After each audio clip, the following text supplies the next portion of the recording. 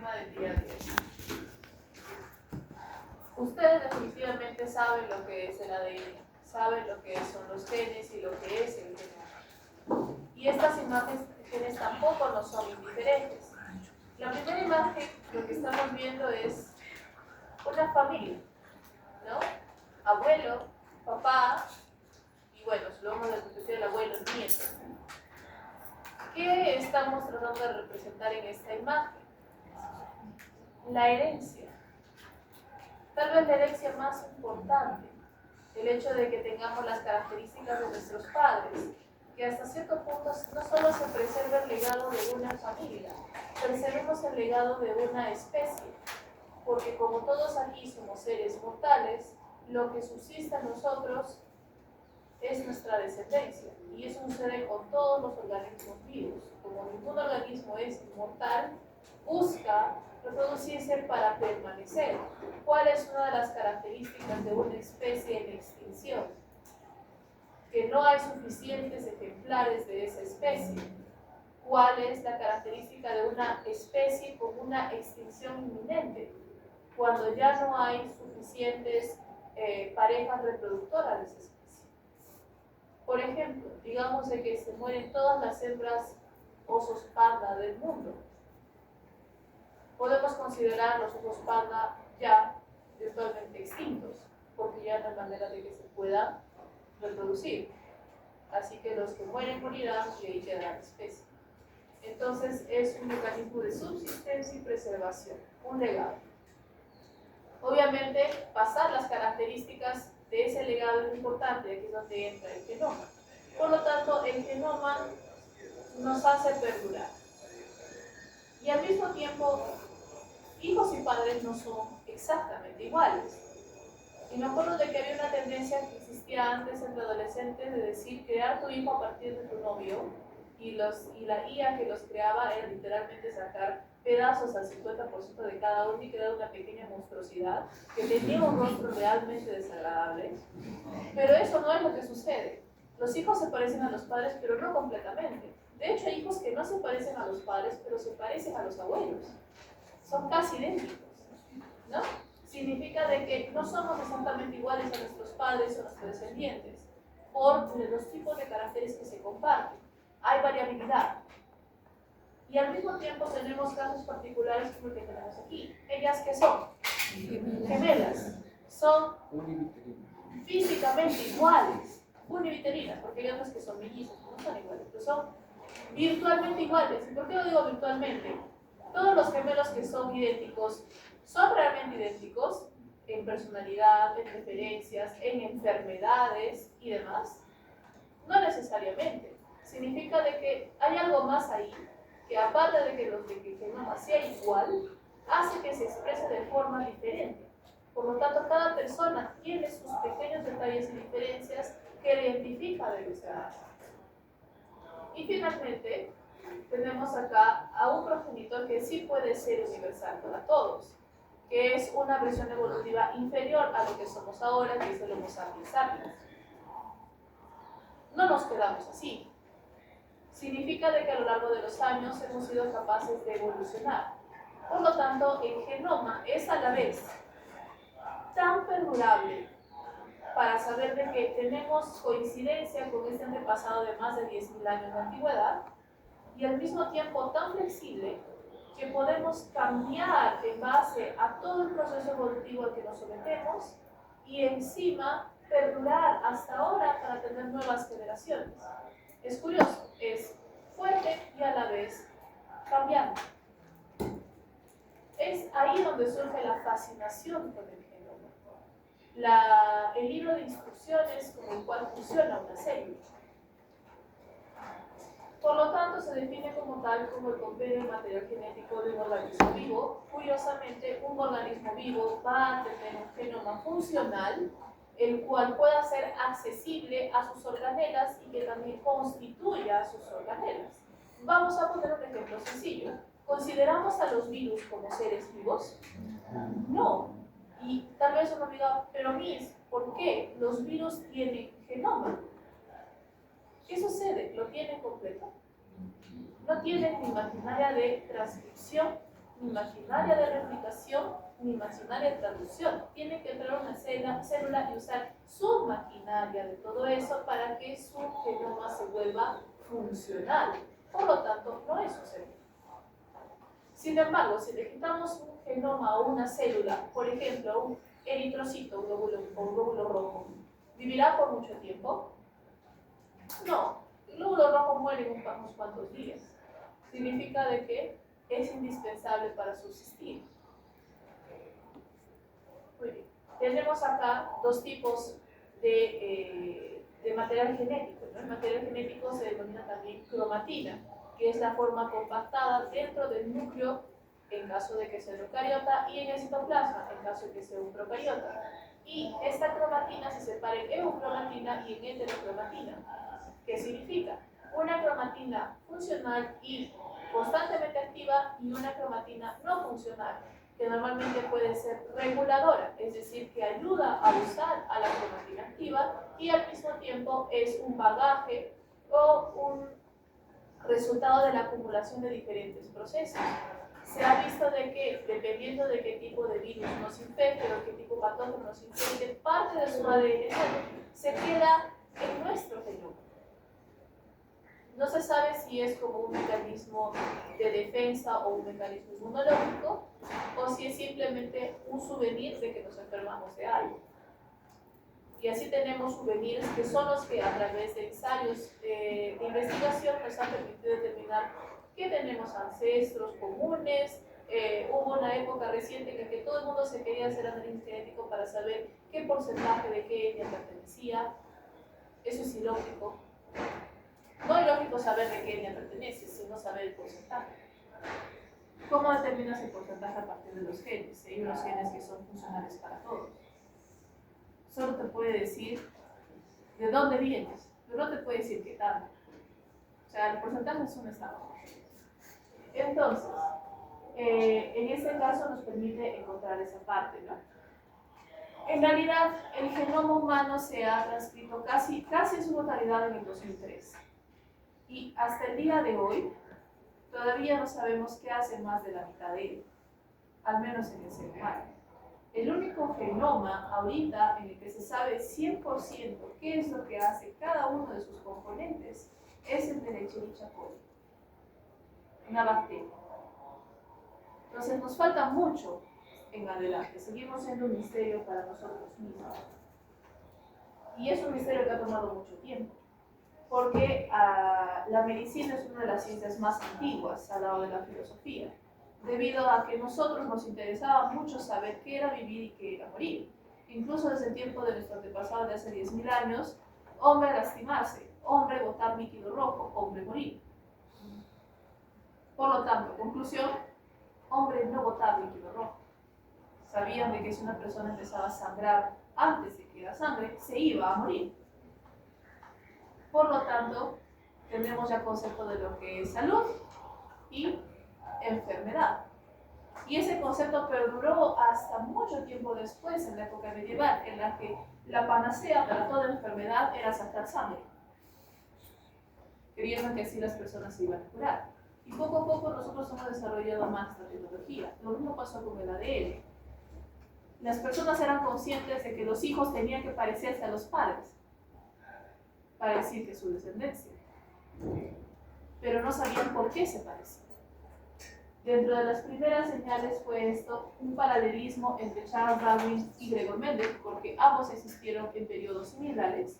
Por un lado, Charles Darwin postuló la teoría de la evolución, es decir, que las especies, ante un proceso de presión ecológica, normalmente un cambio en su ambiente, generan cambios, no sabe de dónde, pero genera cambios que permiten que la especie perdure o muera. La supervivencia no del más fuerte, la supervivencia del más adaptable. Y los cambios que se generan, si son buenos, perduran. Y así es como por ejemplo, un mamut ya no es un mamut, es un elefante. Un cocodrilo sigue siendo un cocodrilo, pero más chiquitito. Y así sucesivamente, ¿no? Al mismo tiempo, Gregor Mendel desarrolló las leyes de la herencia. Él no estaba tan interesado en la evolución más que cómo se comparten los caracteres. Utilizó un modelo biológico bastante sencillo, una planta de guisantes, en donde evaluó qué caracteres se compartían y cómo, y creó las leyes de Mendel, que es la repartición probabilística de caracteres genéticos. La forma más sencilla en la que podemos predecir qué caracteres tendrá una persona. Y lo digo como la forma más sencilla, que seguro ustedes la han visto en biología celular y genética, pero no la única. Mientras más complejo es el organismo, más complejo es el proceso que tiene para compartir sus caracteres. Así es como entramos a Walter Sutton, Alfred Sturtevant y Barbara McClintock, que si bien no vivieron en la misma época, poco a poco desarrollaron este concepto de que no todos son leyes de Mendel. Entonces, imaginémonos por un instante, nuestro genoma es como una librería que tiene todos los libros que necesitamos para poder vivir a lo largo de nuestra vida. Si necesitamos saber algo, vamos a la librería, sacamos, leemos y lo volvemos a guardar. ¿Sí? Aparentemente sacamos un carácter como si encaramos un libro y lo volvemos a poner sin perturbar a los demás. El problema es que muchos caracteres son, en vez de un libro, un acordeón. Sacan uno y sacan como 4. Estos son caracteres que vienen juntos o en grupos y que por lo tanto se comparten en grupos, porque normalmente van a estar asociados a una misma característica fenotípica. Entonces, bajo esa idea, que es la idea de Sutton, se generó también información como la de Alfred Sturtevant, que trabajó con mosca de la fruta y que ya empezó a hablar de la recombinación, o lo que ustedes conocen hoy en día como el entrecruzamiento de las cromátides al momento de la meiosis. Lo que hace que si sus padres tienen varias descendencias, si ustedes tienen hermanos, su hermano no sea un control C y control B de ustedes. Son diferentes. Y es porque se comparten caracteres en diferente medida. Hay entrecruzamiento y variabilidad. Y por otro lado, Barbara McClintock trabajó con el maíz y lo que determinó es que dentro de un mismo organismo, a medida de que se van dividiendo las células, estas van acumulando pequeñas mutaciones, que no necesariamente implican enfermedad, pero que hacen que las células sean en un porcentaje muy pequeño diferentes unas de otras, lo que se conoce como el mosaicismo. Y también instauró la base de las mutaciones somáticas en las células, especialmente en los organismos complejos. Curiosamente, todo esto ocurrió antes de que se descubriera la estructura del ADN. ¿Por qué? Porque los cromosomas son visibles al microscopio. Si inducimos la división celular y rompemos la célula antes que se complete, podemos ver los cromosomas y podemos contarlos. Eso se llama un cariotipo. Y es también por eso de que entre las enfermedades cromosómicas, las trisomías y las monosomías, como es el síndrome de Down y otros, eran los más fáciles de identificar. Solo teníamos que contar los cromosomas. Sin embargo, el hecho de que sepamos que existen cromosomas y material genético no necesariamente nos dice qué es lo que contiene. Hasta ese momento solo se había estudiado que tenían proteínas y que tenían ADN. Y no se llegaba más lejos. Hasta que eventualmente muchos procesos que se van a estudiar en el primer taller, que es la semana que viene, llevaron a que dos estudiantes, que en este caso fueron James Watson y Francis Crick, con ayuda de la fotografía tomada por Rosalind Franklin, descubrieron la estructura del ADN y la presentaron en 1953. Y llegaron a un descubrimiento muy curioso. El ADN es una molécula relativamente sencilla, basada en bases nitrogenadas, un azúcar y un enlace fosfato. Es sencilla porque lo único que tenemos son 4 letras repetidas de forma infinita para dar diferentes resultados. Si son letras, podemos tener un string, podemos llamarle código, y si es un código, es data. Y esa data se puede guardar de forma electrónica y es de donde salen las bases de datos. ¿Sí? Entonces, al mismo tiempo es sencilla, ¿por qué? Porque es una molécula pequeña y altamente compactable. Está protegida en la parte externa por sus enlaces fosfato y sus azúcares, y la parte interna se queda, que es desglosable para poder ser leída, replicada, traducida y transcrita y luego nuevamente guardada. Aquí es donde regresamos al término de que es resistente, pero adaptable.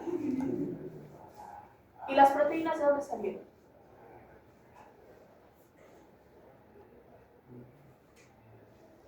Los cromosomas y la cromatina están formadas por ADN que está envuelto en las histonas. Y las histonas son las proteínas. En este caso, las proteínas eran el accesorio del ADN. Entonces, recordando un poco la estructura del ADN, como hemos dicho, el ácido desoxirribonucleico se denomina así porque tenemos una oxirribosa que va a ser una pentosa, es decir, un azúcar de 5 carbonos, unido con un oxígeno, y en este caso un COH. Ácido por el COH. Desde el extremo del COH vamos a tener que un fosfato va a unirse a un azúcar y al otro, formando entonces una cadena. Este enlace, llamado el enlace fosfato o trifosfato, es un enlace virtualmente indestructible o requiere de mucha energía para destruirse, y es lo que le otorga la dureza o la resistencia a la molécula de ADN. A diferencia de esto, va a estar uno desde el otro extremo a una base nitrogenada, de las cuales hay 4: adenina, timina, citosina y guanina, donde tenemos 2 grupos estructurales: las citosinas y las timinas, que son pirimidinas, y las adeninas y las guaninas, que son purinas. En este caso, debido a que estas van a tener enlaces, o en este caso iones H libres, van a poder crear puentes de hidrógeno, lo que permitirá que se conecten con otra base nitrogenada, puente hidrógeno, que tenga una estructura que les permita conectarse. Así tenemos la famosa complementariedad, donde las adeninas forman 2 puentes con las timinas y las citosinas forman 3 puentes con las guaninas.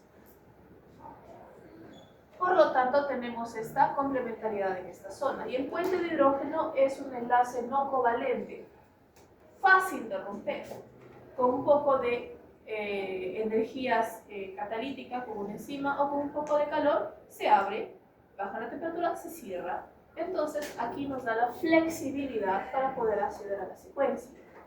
Entonces, escudo, escudo, y acá el corazón. Por lo tanto, la molécula de ADN es bicatenaria porque tiene 2 cadenas y es mucho más resistente que las secuencias monocatenarias que tienen una sola cadena. Por ejemplo, el ARN. ¿Ok? Vamos bien. Ahora, como ustedes se dan cuenta, acá tenemos una estructura asimétrica. Cada cadena es asimétrica, tiene una onda larga y una onda corta. Pero tenemos que estabilizarla para que tenga una forma tridimensional simétrica. Entonces, lo que vamos a tener es que una cadena va a ir en un sentido y la otra en otro. Imagínense un zapato. Tenemos el talón del zapato y la punta del zapato. Normalmente el talón es más grande que la punta, ¿verdad? Si ustedes quieren guardarlo en una cajita cuadrada, ¿van a guardarlo los dos con el talón mirándose así y la punta mirándose así? No, ¿qué van a hacer? A voltearlo, van a poner talón con punta y talón con punta. ¿Qué han hecho? Han colocado un zapato de un sentido y el otro zapato del otro sentido. Igual aquí, una hebra tiene un sentido y se vuelve simétrica cuando la otra hebra está del otro sentido. Por lo tanto, son sentidos opuestos. Ahora determinar qué tipo de sentidos. Acá tenemos la constitución como tal de forma molecular.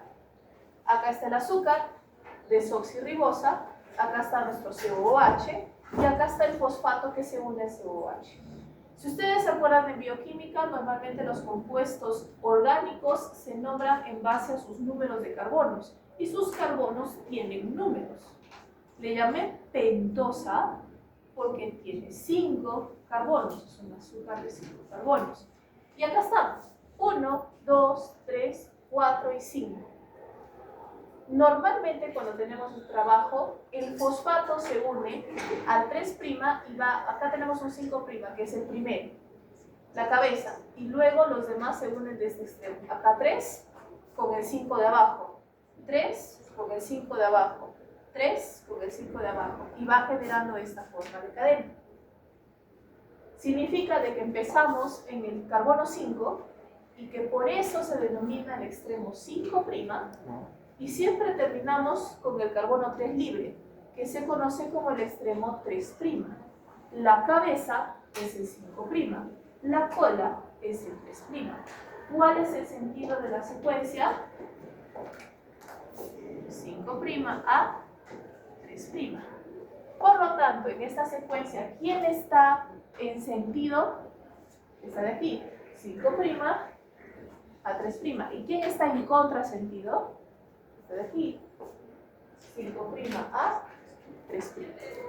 Y ahí está el sentido opuesto. Normalmente el sentido consensus o estándar es el 5', 3'. Significa, ya hablando de cuestión de data, que si yo les pongo esto, así como está, ¿qué van a asumir ustedes? En primer lugar, van a asumir que esto está en sentido consensus. ¿Y cuál es el sentido consensus? Sí. Miss, pero acá solo veo una línea. ¿Dónde está la otra? La inferimos por complementariedad. ¿Cuál es el complemento de este string? Eco, seco, geco. Está entredicho porque tenemos una, sabemos cómo va a ser la otra. ¿Y cuál sería el sentido de esta secuencia? Antisentido. Normalmente a esta se le denomina la secuencia líder y esta es la secuencia complementaria, porque es el complemento. Y de ahí podemos obtener toda la información. ¿Hasta aquí alguna pregunta? ¿Sí? ¿Podría repetir cómo se unen las bases, o sea, la adenina con la timina y la fosfina con la guanina? O sea, Sí. ¿qué enlace? El enlace puente de hidrógeno suele aparecer en un OH o un NH. ¿Por qué? Porque estas, si se acuerdan de química, los hidrógenos se suelen separar o ionizar, es decir, se convierten en protones de hidrógeno y se separan de su molécula madre, y esta molécula queda con carga. Cuando esto sucede, las cargas se atraen, generando el llamado puente de hidrógeno, es decir, dos moléculas iónicas comparten un solo hidrógeno, que está como que entre ambos caminos. Por lo tanto, si ustedes miran acá, citosina es NH y acá es OH. Y acá está el hidrógeno compartido. NH, NH, hidrógeno compartido. NH, OH, hidrógeno compartido. Son 3. Esto es citosina guanina. Y acá en la adenina tenemos NH, OH, NH, NH. Y acá ya no hay nada, entonces no tiene dónde crear un tercer puente. Entonces acá tenemos 2 puentes. Y eso es lo que nos permite, en condiciones normales, que una adenina no se junte con una citosina y que una guanina no se junte con una timina. ¿Ok? ¿Otra pregunta por ahí? ¿No? ¿Bien? Vamos a seguir. Obviamente tenemos que el ADN es de estrógiro, es decir, de que gira sobre su eje por el lado derecho y tiene diferentes formas. La forma A, la forma B y la forma Z. La forma B es la que normalmente vemos biológicamente, que es la semisimétrica. Pero dependiendo de mucho líquido o sequedad o muchas sales, tendremos otras formas un poco más asimétricas, ¿no? Y a lo que estábamos viendo hace un ratito, que era la cromatina. Entonces, hablando en cuestión de números, el ADN tiene un tamaño de 3,9 por 10 a la 9 pares de bases. ¿Qué son pares de bases? Acá tenemos los enlaces.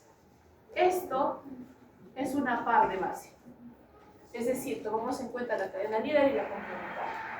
Entonces, esto, 3,9 por 10 a la 9 veces. ¿Cuánto es eso? Son 9 ceros. En este caso 3 con 9 y con 8 ceros. Estamos hablando de 1.000 millones. 3.900 millones de pares de bases. Lo que aproximadamente es en una longitud de 3 metros en distancia. Cosa que no tiene sentido, porque una célula difícilmente supera las 2 micras. Ya, las 20 micras. Entonces, ¿qué tenemos que hacer? Tenemos que guardar esta información. Ustedes ya son de otra generación. Así que dudo mucho que ustedes tengan lo que llaman los acordeones. ¿Qué es un acordeón? Ah, ya, todavía estamos en ese... Nosotros, nuestra generación, sí era como que los acordeones también de una uña. Yo no sé si leía algo. Yo siento de que al final quien hacía el acordeón aprendía más haciendo el acordeón que leyendo lo que no puede leer. Total. En este caso, igual hacemos aquí. Imagínense que todo el ADN es un grupo de acordeones, obvio. Agarremos un libro de 50 páginas y convertamos en un acordeón, se hace una cosita chiquitita de tamaño. Pero imagínense que todo el tiempo tiene que estar abriendo y desarrollando, abriendo y desarrollando, abriendo y desarrollando. ¿Sí? No es práctico. ¿A qué voy? El ADN se encuentra en diferentes niveles de superenrollamiento. El primero es cuando se encuentra formando el nucleosoma, que son con las histonas, donde da 2 vueltas. Luego, como una especie de rosario, estas perlitas, que son las histonas, se dan vuelta en su propio eje, formando una pequeña fibra. Esta fibra eventualmente va a generar una fibra mayor, que es esta de aquí, que es la fibra de cromatina. Y esta fibra de cromatina se puede volver a doblar a su vez para formar las cromátides. Y las cromátides se juntan y forman los cromosomas. Es lógico, si estamos nosotros en casa tenemos todas nuestras cosas organizadas para las que las podamos obtener. Pero si vamos a mudarnos, lo metemos todo en cajas y nos lo llevamos. Igual, cuando la célula se divide, resulta más conveniente ultracompactar el ADN para separarlo fácilmente a través de los cromosomas y luego disgregar un poco más el ADN para poder utilizarlo. Eso hace que solamente durante la división celular tengamos cromosomas y el resto del tiempo en que la célula vive tengamos la cromatina. Para proteger la cromatina tenemos en el caso de los eucariotas el núcleo celular. Y dependiendo de que si querramos tener un gen en particular, desglosamos un pedazo de cromatina, sacamos el ADN parcialmente de las histonas y podemos abrirlo para leer. Y aquí es donde viene el famoso eucromatina, que es la cromatina que está en ese proceso de plegamiento y desplegamiento todo el tiempo. Y la heterocromatina que se queda compacta, que no se mueve, ¿no?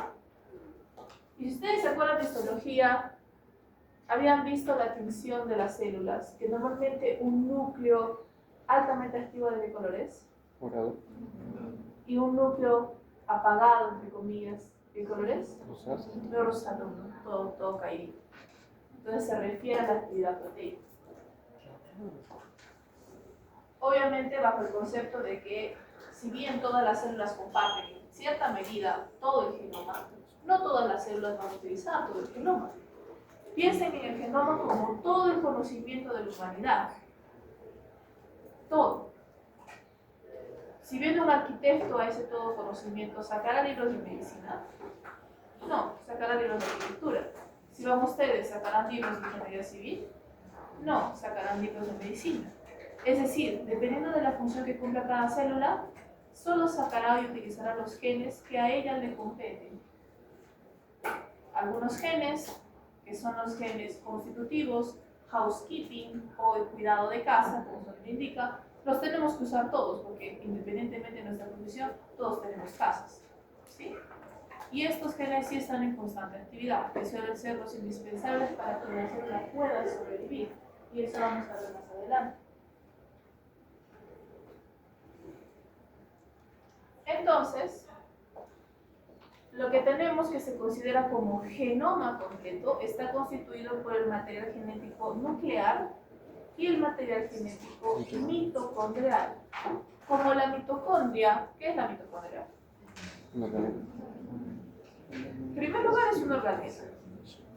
En segundo lugar, ¿qué hace? Genera energía. ¿A partir de qué? A partir de la transformación de los azúcares, normalmente que llegan hasta un punto de glucosa, que se convierte en piruvato y termina transformando, en general, termina siendo energía utilizada para transformar el ATP Por ADP en ATP.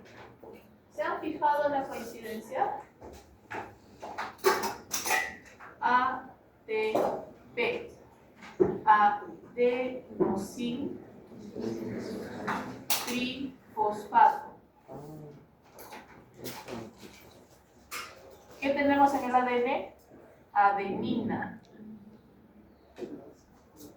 Es el mismo. Solo que acá está solo con 3 fosfatos y acá está unido un fosfato. Es el mismo. Entonces, ¿mi significa de que existen los otros? Claro que sí. Por razón es GTP. Las monedas energéticas más comunes son ATP y GTP. Y dentro de esas ATP. La energía necesaria para volver a acoplar un fosfato y volver a liberar un fosfato es nuestra moneda de intercambio. Como es algo que ya tenemos en el cuerpo naturalmente, no tenemos demasiado que hacer ahí, ¿no? Bien.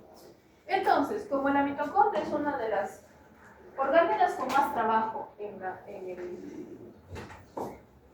la célula, tiene carta libre. ¿Qué significa? Que va a tener un grupo de genes que va a replicar y expresar ella sola. Porque si espera a que el núcleo y el retículo endoplasmático reaccionen, nos quedamos sin energía. Por eso es de que tenemos ADN mitocondrial. Igual, esa mitocondrial se pasa a la célula progenitora que sí tiene citoplasma. En este caso son los óvulos. Por lo tanto, el ADN mitocondrial es muy útil para conocer progenitores maternos. ¿Okay?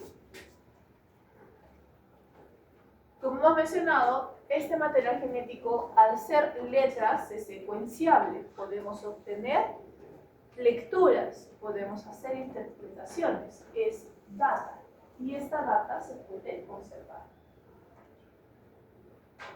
Ahora, una de las preguntas que creo que sí les tocó y que se equivocaron es de que somos organismos diploides. ¿Qué significa? Que siempre tenemos una copia de todos nuestros cromosomas, a excepción de los cromosomas sexuales. Por lo tanto, tenemos 23 pares, que son 46 cromosomas. Cada par se obtiene de un progenitor. Y esto es, en gran medida, un mecanismo de defensa. Imagínense que tenemos de un progenitor un gen dañado. En un organismo tan grande y complejo como nosotros, es colocar un ladrillo roto en una torre. Se cae la torre. Entonces siempre tenemos un SPER o una copia de respaldo en el otro cromosoma. Que si bien es de otra persona, seguimos siendo seres humanos, ¿no? Entonces va a ser un mecanismo de defensa ante ciertas enfermedades genéticas. Muy bien, acá están nuestros 46 cromosomas para poderlos observar. Y normalmente el ADN mitocondrial va a ser circular, o también considerado como un solo cromosoma, en el cual, como hemos mencionado, tenemos genes que codifican diferentes procesos metabólicos como las enzimas que destruyen al NADH, que es el transportador de electrones, o la ATP sintetasa, que también es la otra importante en el proceso enzimático de la generación de energía. Y como mencioné hace un momento, tenemos dos tipos de ADN, el ADN codificante y el no codificante. El ADN codificante es aquel básicamente que tiene genes. Si es gen, es proteína. Si es proteína, puede ser enzima, puede ser vitamina, puede ser molécula de superficie, puede ser receptor, puede ser canal, puede ser organela, puede ser citoesqueleto, puede ser hormona, puede ser toxina. Es decir, todo lo que conocemos en una célula y en el proceso celular, al final del día son genes. Irónicamente, los genes representan el 5% de todo el genoma. Estamos hablando de 35.000 máximo de genes. Esa fue una sorpresa extraña cuando empezaron a secuenciar el genoma humano. Casi nada eran genes, pero la cantidad de proteínas es infinita. Significa de que un solo gen puede ser interpretado de muchas maneras en el proceso de la transcripción. ¿Quién decide que los interpreta. ¿Cómo se interpreta? Las zonas reguladoras. Significa de que nuestro genoma se puede partir. Como hemos dicho, bueno, yo exageré, 5% no, 1.5. Los genes, que es el 1.5%, los intrones para los eucariotas, que es una zona no codificante pero altamente reguladora, los lines, cines, que son en este caso pequeños elementos interespaciados repetitivos, que son lo que se mencionaba como souvenirs de evolutivos, enfermedades y demás. Todavía tengo 10 minutos. Y demás. Tenemos transposones, retrotransposones, duplicaciones, otra, ya le ponemos misceláneos, otra heterocromatina que no sabemos para qué sirve, y otras secuencias únicas que no sabemos para qué sirve, ¿sí? Que es la mayoría de genes, y que todavía estamos en proceso de estudio.